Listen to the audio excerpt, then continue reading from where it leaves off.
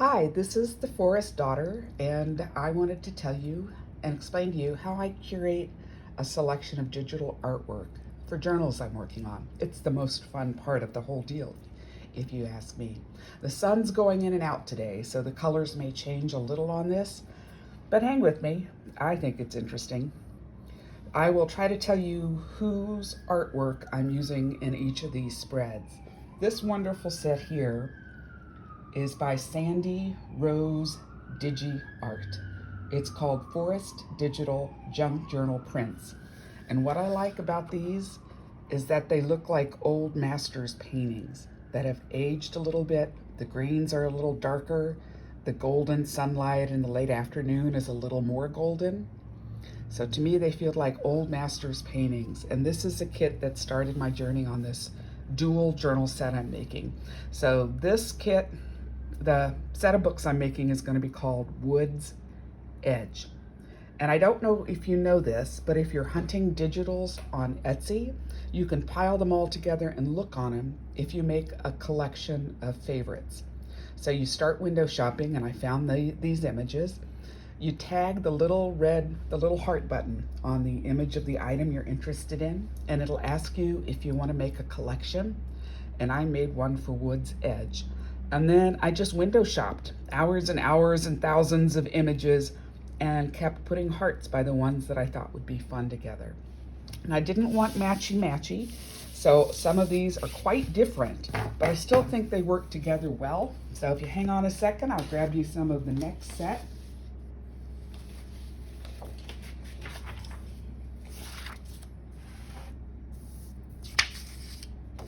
Trying to do this on the kitchen table.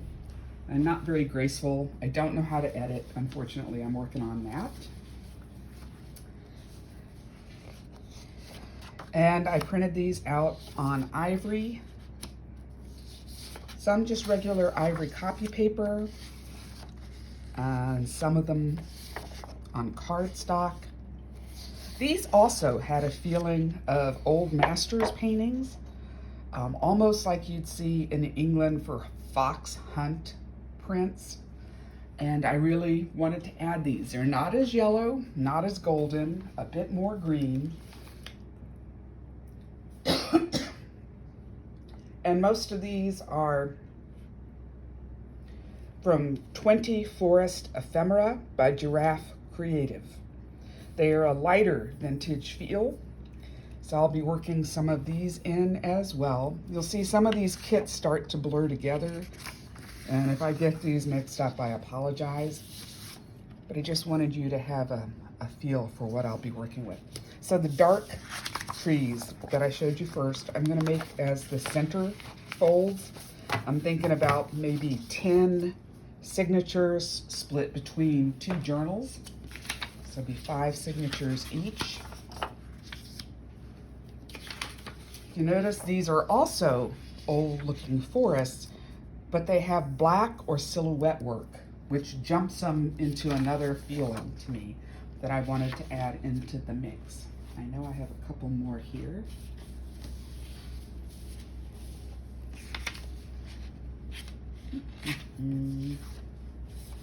This little one here is one of the sets. And these are the Ephemera Fox on Etsy, Grungy Forest Volume 2 and Volume 4.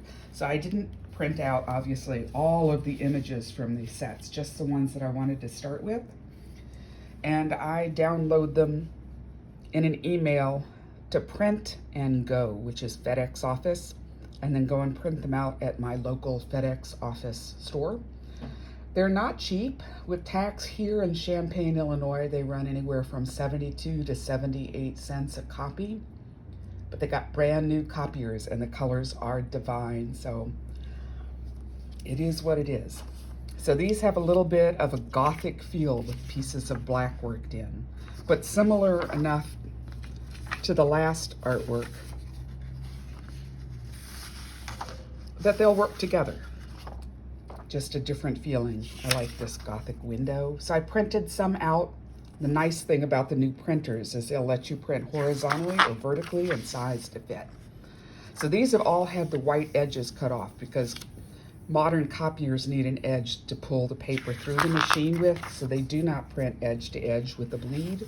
That's fine. You get to sit still and chop things up. So those are 3 styles we have to work together. One of the Ephemera Fox's choices includes covers, and I picked out this one to go on one of them. I'm still deciding on the rest, so it's just on ivory cardstock that I got at a special store in Urbana called the Idea Store that lets you buy all sorts of crafting supplies at a discount. People donate it, so it's just a way to keep things recycled in the community. The nice thing about this awesome set, and again, that's the Ephemera Fox, is that not only does it have a whole series of beautiful covers, which would make great grimoires or prayer books or just daily journals or enchanted forest mixes, as it comes with a whole selection of different width spines. So you can decorate a spine, or what I like to do is just print those out and use them as bookmarks. They're so beautiful. So here's another one that'll be in the works. Then I mixed up background papers. I wish this were a little brighter right now. The sun is playing peekaboo with me today. What's neat about these is they are very layered, very 3D. They have a feeling of old wallpaper and the back of old wallpaper, and there's little bits of print mixed in. So I'm going to use these for the backs of tags and some of the writing areas. Here is another one in that set. And here you'll notice it's a dark, dark emerald green that works well with that black gothic feel we saw in the last kit. Sage and emerald green again, 2 of the colors that I'm working for in the background kits. All right, this awesome kit is, I'm working with something like 10 different kits here, so give me a moment to get it right. Okay. Okay, these are Polka Art Studio's Aged Textures Decorative Journal Pagers. And it's I like it. It's in a soft sage green and a tan. Again, I printed all of these out on ivory paper or ivory cardstock. It keeps the edges from being glaring white because I don't like to go back and ink my edges. That's just not my thing. And it softens any of the white spaces to look a little more aged, but it doesn't dim the colors very much. So that's my solution to the laziness of inking edges, is ivory paper. And that was Polka Art Studio. Then I have another collection here that'll pull in some of the Gothic patterns, the damask designs, in a dark emerald and a color that's not really cream. It's more like a really, really pale sea green or soft gray. Again, I'm not sure how many of these I'll use, and I'm not showing you the whole kits, but it's just a weird mix of bits that I wanted to put out so you can see the things that you can curate together. So I ended up getting 10 kits, and I didn't get a discount on any of them, but I think the total for all 10 kits was something like $22, and I will use these over and over again because I really like to work with forest colors. And these ivory background pages will mix more softly with my tea-dyed paper. Plus I'll cut these to bits and glue them onto the tea-dyed paper. This is another set of soft green and emerald background sheets. This one looks like wallpaper. This one clearly looks like an end paper from an old book around the 1800s. Here's another one. It has a little bit of an arts and craft feel. These are all from the same kit. And these I did all on paper because I'll probably glue these to the back of the dark forest trees I started with to make the center folds. I honestly have not figured out how to print back to back from different kits without them lining up, right, so I don't mind gluing them. So those are a kit that's called Sage and Green Papers by Scrapped Book Stories. And then I have another set of soft background papers, cabbage roses that really feel like old wallpaper. And these pick up the emerald green of some of the other papers that I've selected.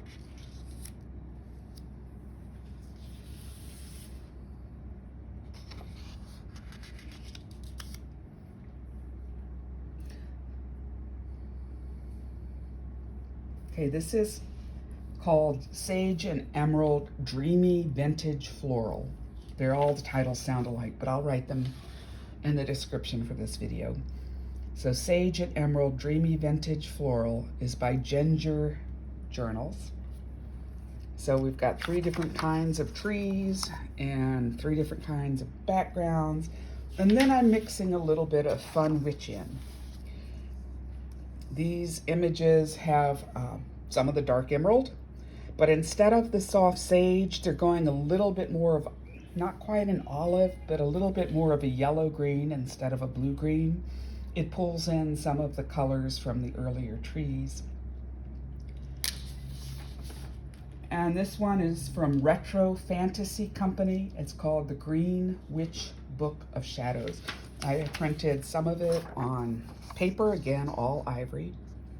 It's got a feeling of the darker fairy tales, maybe.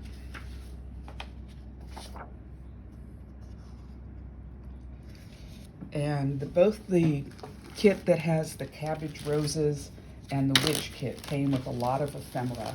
So I'll show you some of it that I've selected. Love this. It's on the cardstock.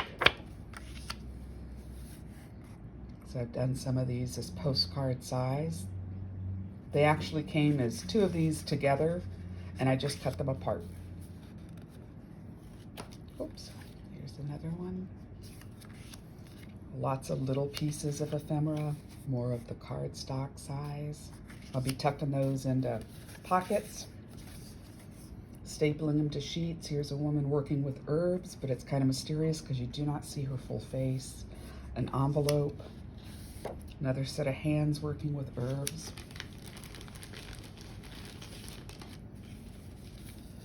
Little pieces, broomsticks. I like that it's a mix of patterns that'll work together well, and will probably work well across all of the kits I've chosen, but they have a little bit more orange, a little bit more vibrancy than just working with green, the sage, and the emerald all the time.